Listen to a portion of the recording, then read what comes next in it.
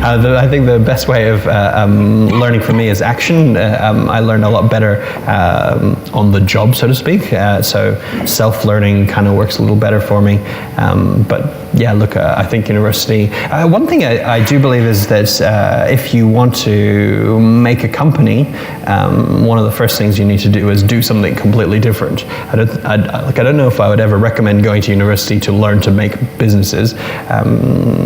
As an entrepreneur, I think it's good to be engaged in something, a thing, to be really, like, to have a thing that you really think is interesting and to be exposed to things in the world, and then to see business opportunities in them.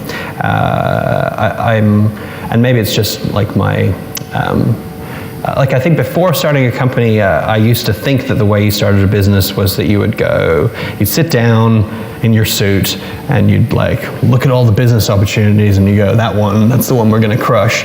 I've kind of changed my outlook over time, and now I think it's actually a lot more about just having a bit of a mindset of looking for opportunities, but just being interested in stuff, just doing stuff, and then finding the opportunities as you go.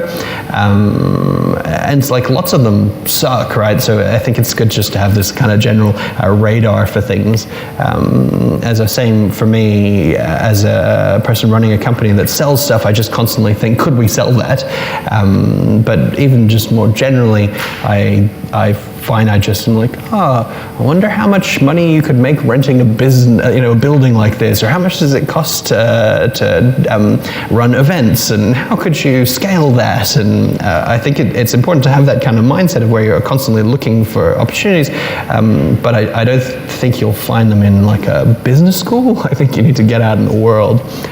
So I certainly would rate university, but only in that like caveat of like, I think if you want to be an entrepreneur, I think it's better to do stuff than to study it.